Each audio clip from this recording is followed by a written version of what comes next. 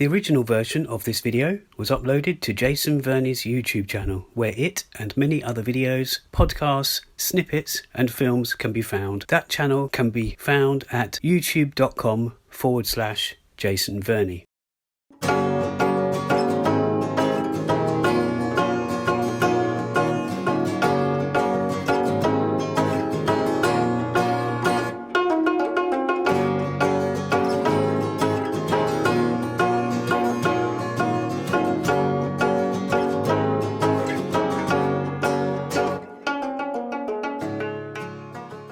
This is the Not So Korean podcast with Jay and Tim. I am Jason Verney. And this is Timothy Ohm. In this podcast series, we talk to one another and sometimes with special guests about what we know about Korea, What we don't know about Korea, what we want to know about Korea, and occasionally what we don't want to know about Korea. As you probably know, and as we always say, we usually record this live in UK's Koreatown itself. That's an area in and around New Malden. Yes, that's the largest Koreatown and Korean community in Europe. But I must add a quick statement from me, Jay, before passing you over to myself, on the fly and on the move somewhere else. That being in the heart of Seoul, South Korea. Due to the nature of this episode, some segments, and in particular the sound quality, will differ slightly. Hopefully this won't affect your listening pleasure though. Basically, this episode is therefore made up of bits, a bit of bumbling from me and a little borrowing. The show has been edited together by using various recorded clips. That includes some of the intro you just heard. Oh, and in one or two clips, the fact that I was rather tired from the day itself, this may be evident when listening to me reviewing or rambling. Enjoy!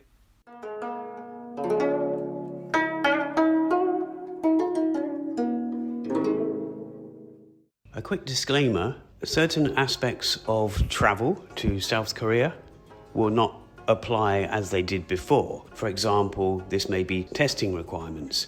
But other things, for example, getting from the airport to a hotel or getting to accommodation would still be relevant. Yeah, hi everyone, it's Jay here, or Jason. I wanted to just talk about the arrival of myself, arriving in Korea, basically, the arriving in Korea by somebody just like me, but in this case, actually me. Now, it's now not long gone 5 p.m. in mid-August, and I've arrived in my hotel in Jongno 3 area, which is not far from Seoul Station area, quite close to Anguk in Seoul, but I want to explain what happened and my experience of what happened. So my flight was actually a kind of night one. It left Bangkok, Thailand at 1:30 a.m. and it arrived, you've got to add on 2 hours, it arrived at 9:30 a.m.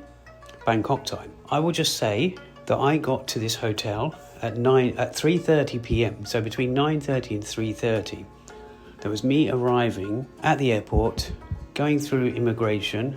Obviously there's more checks now. You have to do the QR code.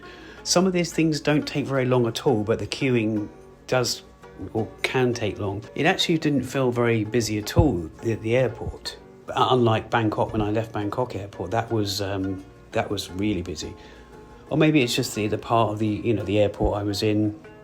We were in with the flight from Bangkok to Seoul, Incheon International Airport, didn't seem that busy. So why did it take me 6 hours, first of all, to get from a landing on the plane to 3:30? Why did it take from 9:30 till 3:30? All that? Well, I'll explain a few parts of that. If you hear any noises, it's because I'm in a hotel room. You might even hear the whir of the aircon. I will say that it's now just... I had a terrible sort of time getting to this hotel. That's partly brought on by myself having 2 or 3 extra bags, or at least 3 bags, and I probably didn't need that many. But as I approached the hotel, or in the stress and frustration of trying to find it, first of all with using Google Maps, and then thinking, well, no, let's use Naver apps, because Naver Maps, is a Korean app, and Naver does tend to be slightly better, or quite a lot better than Google Maps. So this is Korea. They have this very, obviously it's a homogenous society, but not only that, they have their own apps for loads of things, like they have Katalk, or Kakatalk, people call it, the messaging app, which is only really in Korea. Of course, it's used outside of Korea, especially since all the Korean, I hate to use the word Hallyu, but I guess it's part of the Korean wave. You know, I've been using Kakatalk for over a decade.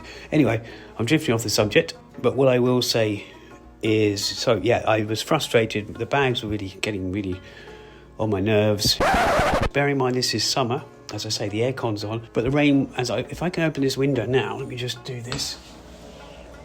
It's not raining, but it was, and it seems to be pouring, then stopping, then pouring, then stopping. Unlike where I was a few hours ago in Thailand, which it did rain. It wasn't raining every day. It's called the rainy season this time of year in Thailand.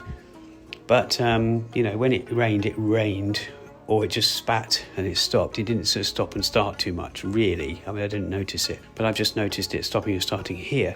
Back to the airport. There was some other things to mention as well, which caused pain for me, if you like, for my flight from Thailand to Korea. But I'll try and go into that towards the end. So yeah, why did it take 6 hours? Right, well, I just lost a bit of recording there.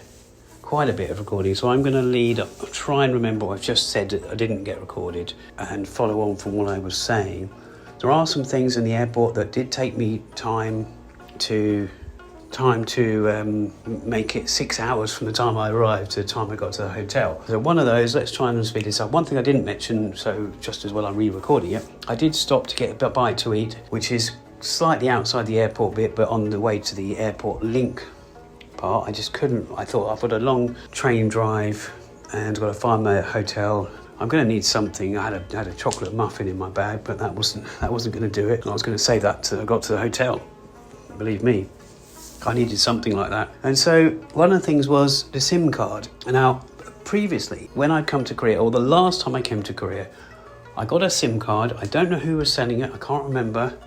You bought the SIM card. You got a little bit of money on it, but then when that ran out, as and when the card was still valid, you just needed to top it up every time you needed some. Yes, it was a bit of a pain because only certain shops would do it, certain 7-Elevens or certain CU shops. At CU, it's a well-known brand over here, like Family Mart and stuff. They would do that. But this particular concern, I went to there's this kind of KT, SK, Olay. They're three of the networks in Korea.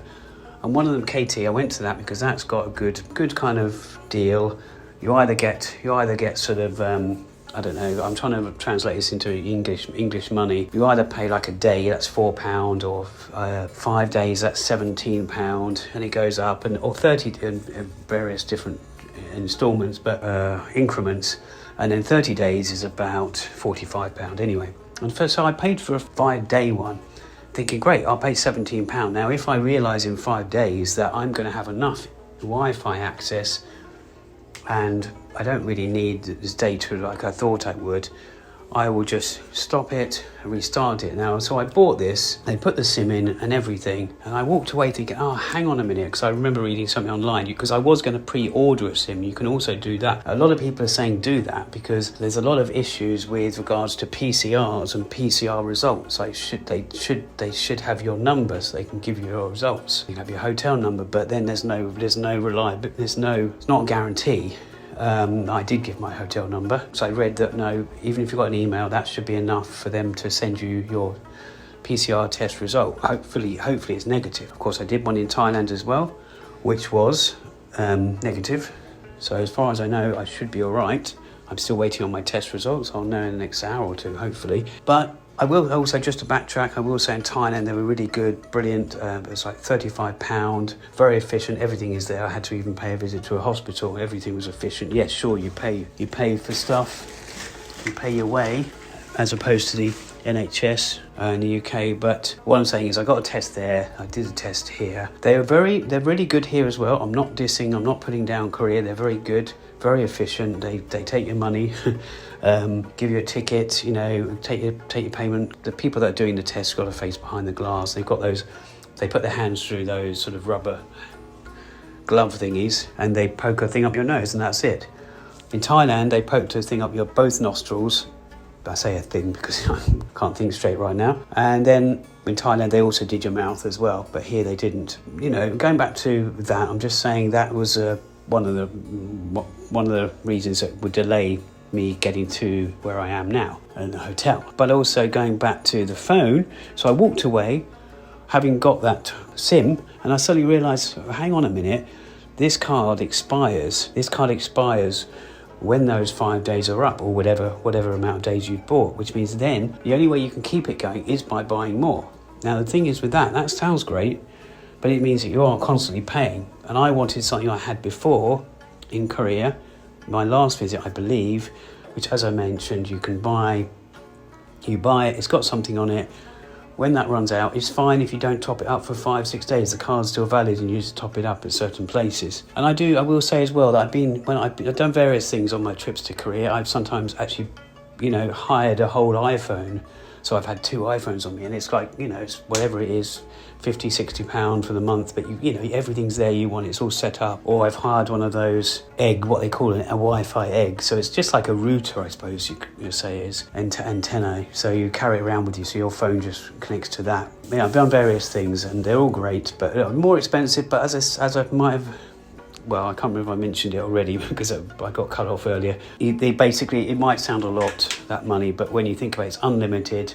It's really handy in Korea because you really need to be in contact with everyone. You might need to get a taxi on an app.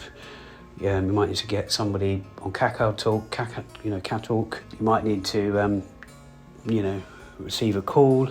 And these things, they allow you to do that. Otherwise, you're just relying on Wi-Fi and your own SIM, your own UK number SIM, I guess. Some people might be happy with that, but I know also that I'm going to places that aren't going to be, not Seoul basically, so not everywhere, even in Seoul, not everywhere will have the place that you want to access your stuff. So that was the SIM card aspect. Then there was the topping up of one of my many, 4 or so T-Money cards. Now they are the way to use the metro, the train, and metro basically, but also other things. You can buy things in certain shops, I believe, like 7-Elevens. Really handy. The good thing is they don't expire, as far as I'm aware, so you can bring your previous one over here and then just put money on it and you're ready to go again. I did that with one of mine. Subsequently, in between my getting on the metro and changing, I somehow tapped in somewhere, went to get my card out of my pocket, and I've lost it. Now, it's fair enough. I probably had £1 on there in when you translate how much that was in won. That's fine. It's just the card was quite nice. One of these Kakao ones, the Kakao Friends, if you know what I'm talking about. Korean animated emoticon friend thingies. So yeah, there was that element which I had to go and get that. I couldn't get money out of my ATM. The ATM, my card, which I was quite surprised at because my card hasn't let me down. All the time in Thailand, it hasn't let me down. It's one of these virtual banks sort of things, so you can use it anyway. You get less charges and all that kind of malarkey. So I had issues with that, and I say I did spend time going backwards and forwards with this phone, so I then upped it to, so from that 5 days I then said, right, I'm getting quite stressed at this by this point. I didn't want to be, because these guys are just doing their job, and I just thought, right, I'm going to bite the bullet. I'm going to pay £44 for this month or thereabouts, and if I do want to use it at the end of it, great. If I just top it up by a little bit, or I'll just bang, I'm here for 2.5 months. If I end up spending another £45 for the next month, so be it. It's unlimited data, it's okay, as long as you do it before that period expires, it's fine. And that was with KT. I'm not promoting them. There's a couple of networks that do similar things. So after walking backwards and forwards, asking people, so I grabbed some food. I decided also to get the longer train to take me to Jongno 3.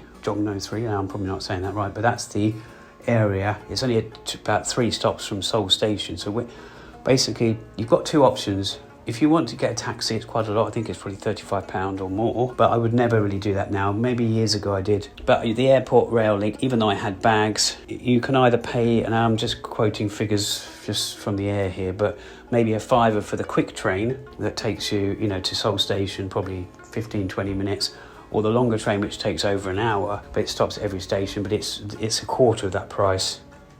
I'd expect. So I opted for the slower one because, you know, I had unlimited data on my phone. I wanted to sit down anywhere, and I thought, well, I'm good prepared from when I get to Jongno 3. Now, when I got to Jongno 3, Jongno area, let's just say, metro, I couldn't get out of it. I mean, I just couldn't find the exit. I knew that exit 6, from what I read online and to do with the hotel I'm at, exit 6 was the nearest one. Now, it doesn't matter if you get the wrong exit because you can just, you know, find where you are on GPS. I will say again, well, we'll say now, might have said it before, that Naver Maps is good. Google Maps works okay here. It's getting better, but always, as I mentioned, Naver Maps is better in South Korea than Google Maps is. Perhaps they're getting neck and neck now, but it's just how it is. You know, as I alluded to, they have their own kind of apps and their way of life, really. So that was another thing. So that train ride was a good hour and 10-15 minutes probably, and I left there, the airport, I remember, it was 1:30, so already I'd been from 9:30 arriving to 1:30. That's 4 hours gone. Picking my luggage up didn't take very long at all. I just went there and found it. I mean, bear in mind, had various queues and various people, you know, immigration, customs, all this stuff, and also the Q code they call it, but it is a QR code ultimately. So all this other stuff, and there was quite a few queues. Even though the flight that I was on, I was probably the only, maybe one of a couple or a handful of people that were non-Korean. So when you think about it, when there's a foreign passport, then there shouldn't be many people there. But there was another flight that had landed, at least, which there was a loads of non-Koreans on. So, you know, put all that together and it just takes longer. They ask you necessary stuff. As I might have said before, it used to be so much easier to get into Korea. Just arrive, maybe fill out 1 or 2 of those little slips, bang, you can stay here for 90 days. I've never stayed that long. I stayed 5 weeks before max, but this time I plan to stay for 2.5 months or thereabouts. So all these little things added up with the ATM and all this other stuff. I must have caught up with, I was catching up with water, so I just must have had 3 toilet breaks.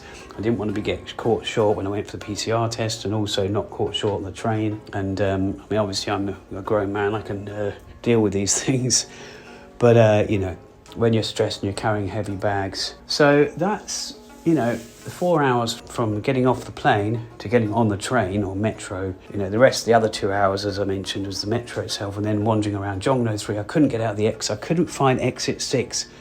I could find 7, 8, and then I found what I thought was 6, so I followed it, and then it went, no, this elevator takes you to 7 and 8, and even 7 and 8 was below ground and not above ground. I just couldn't get my head around what was going on. I asked a couple of people. This is not my first time. You know, you learn something new every time you come to Korea, and any country really, and in your own country you learn something new. But you know, I just couldn't find it. Eventually I got out.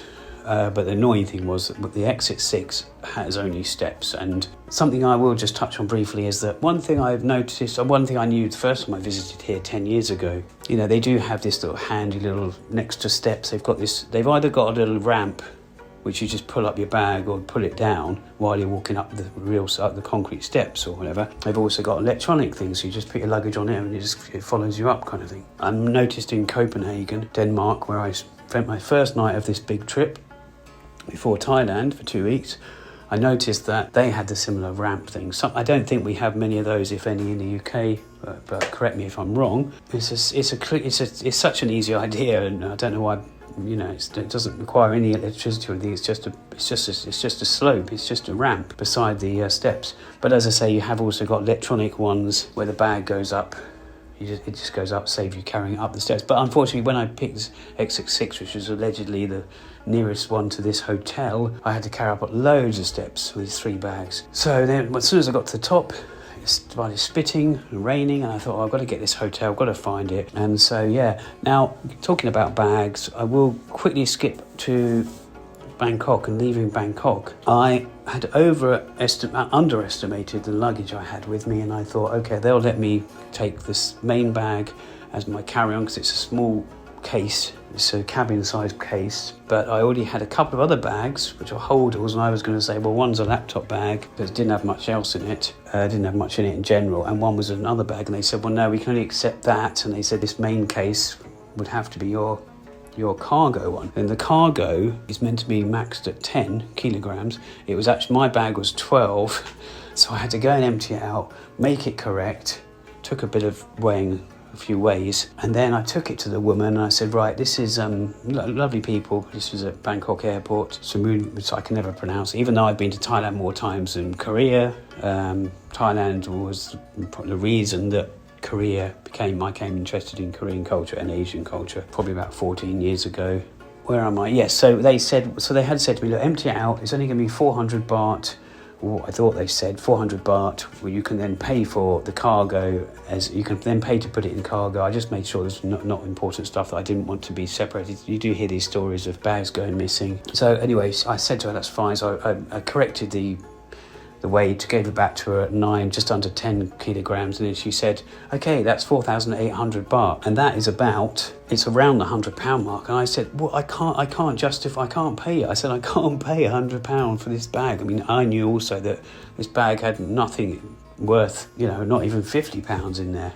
I mean, it was nothing. I couldn't really dump all this stuff. And then they said, okay, we're going to say this bag is just 5 kilograms. We're going to charge you 2,400 baht or whatever. And so I will have to monitor that in my bank transactions, because I did notice 2 amounts of 50 quid went out or thereabouts, and I will have to make sure one of those gets refunded. So yeah, as I say, I got some food at the airport very briefly. I'd rather get to where my destination, but my hunger from not having eaten for 5 hours on the plane and all this walking around, I was getting peckish, getting hungry, so I had something to eat. And yeah, that's it really. And it's been a learning curve. I mean, I don't know if I'm going to learn from it. Now, the good thing is I'm going to be here in Korea for a couple of months. Now, of course, this is being recorded in the middle of August, but I wanted to stay until two and a half months from now, potentially around the Halloween time back in Thailand.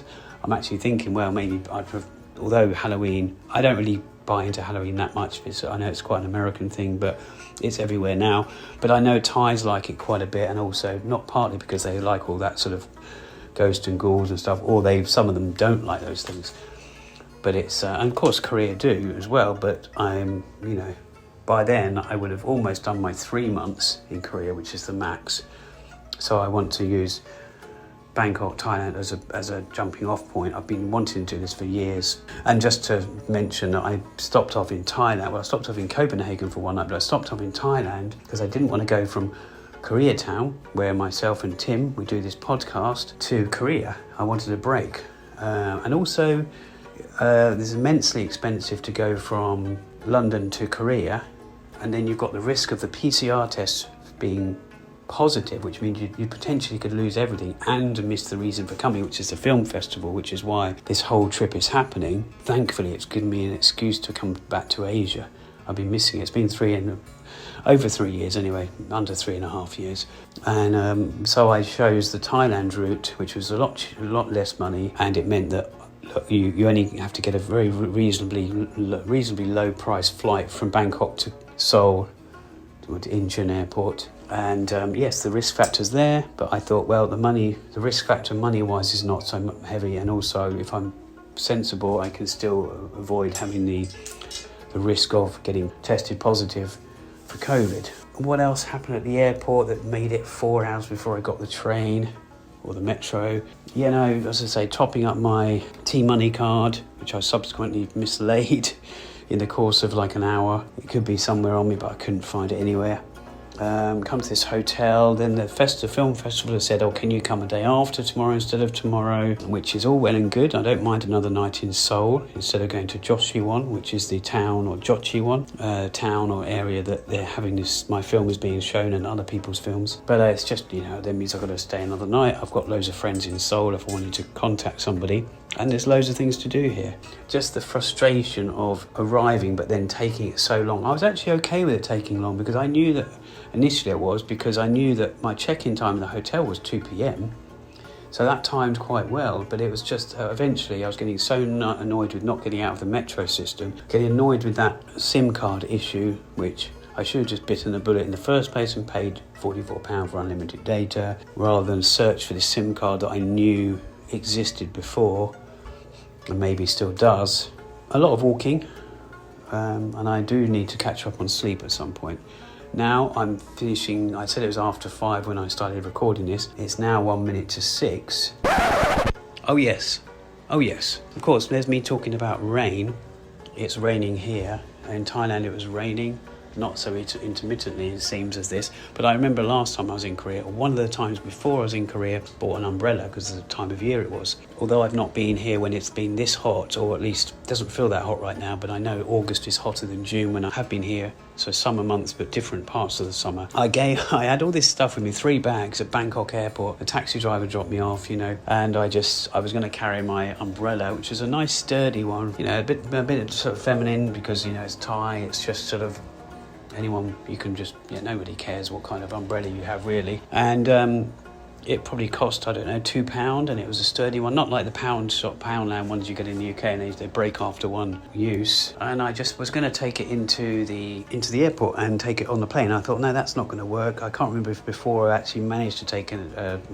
It's just one extra item that was going to cause pain. It's the fact that the angle, or just trying to get it in through immigration, through customs and all that kind of stuff.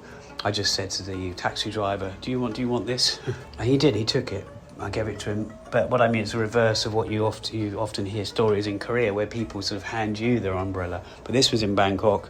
I was just saying, if you want this, you can have it. I thought, well, if I end up getting one, typical, because I needed, as soon as I got out of Jongno 3 metro system, realised it was spitting, raining a bit. I could have done with an umbrella, but frankly, I probably couldn't have held one anyway, because the amount of stuff I had on me. I'm going to condense, now that I've sorted out the weight in my bag, I'm not leaving this country for a couple of months at least, I can condense all this back into the bag. It doesn't matter about weight anymore. This bag can still be jam-packed full, and I'll only have one main bag and a rucksack, and that suits me. I even left some stuff in Thailand. A friend of mine, actually a friend who's from Koreatown, who's a filmmaker, fellow filmmaker like me, who we both had films in the Kingston International Film Festival. She's looking after some stuff because it's not essential. I'm gonna, as I said before, I'm gonna pop back to Bangkok afterwards. That's gonna be my base for another month or so before deciding whether I go to India or where else. This has kind of become this sort of Korea, Thailand thing. Which is interesting as well. One last thing, because there's Retired Working For You. It's a YouTube channel who does videos relating to Thailand and Bangkok and Koh Samui and Thailand in general, and he's now doing some relating to Korea. His wife is Korean, he's Canadian. He used to have a reggae bar in Itaewon about 25 years ago. And what's bizarre about all this is I'm flitting backwards and forwards between Thailand and Korea, back to Thailand, and as I said, my love for Korean culture and stuff came from Thailand. Even though they're very different, there's similarities a lot. I've got to thank Thailand for, a lot to be grateful for, getting me into sort of Asian culture, Asian films and whatnot. One more update. I just checked my emails, and yes, I'm negative, so that's fine.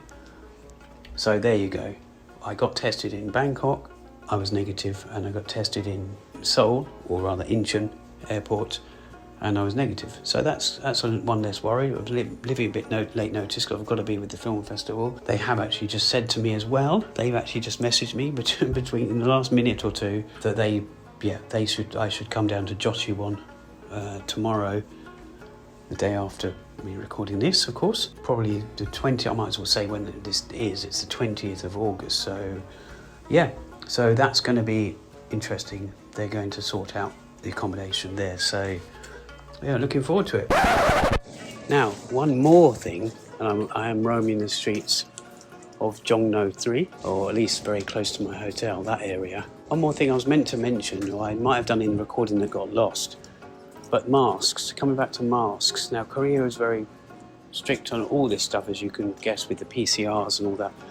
But one thing I noticed, as soon as I am trying to wave to somebody in the restaurant there, not sure if it's acknowledged, that as soon as I checked in, I took off my mask. It's a kind of a habit I have sometimes to take off my mask so that I can speak, so they can understand it, and so I just feel better speaking so that people can see your mouth moving, and you haven't got that, you've got a bit of glass between two masks, between two mouths, But as soon as I did put that down, of course, she did say, please put your mask back up.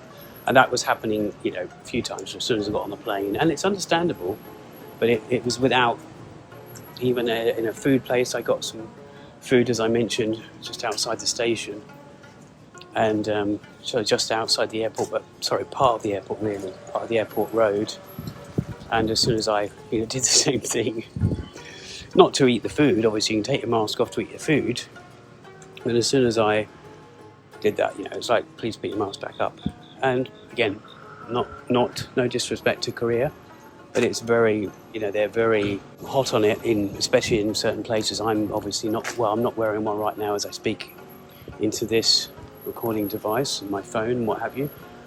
But I just feel like, no, it's good. It's just, it was kind of, it's within a split second, within a second or two of you actually doing it. It's kind of it's not like, do you mind just putting that up? It's like, could you please, it's pretty much an instruction, put your mask back up. Korea, the numbers haven't been great lately, so they're being hot on it. Them and Thailand are going back to the link between Thailand and Korea. They've been pretty, they've had hands-on, well, not hands-on experience, but hands-on the fingers on the pulse even, of keeping, I'm not sure, they were the ones at the beginning keeping things under control. And, sometimes the only way you could do that is by, basically by, doing what you can to prevent the spread. And that would be the mask. First instance, that's pretty, we can wash your hands and stuff, but the mask is what we breathe, it's what we breathe. I mean, the hands get infected and affected as well, and they should be disinfected. But it's the oxygen, that we all breathe as well. So, that was it. That's my lot. I think that would be the final part to this.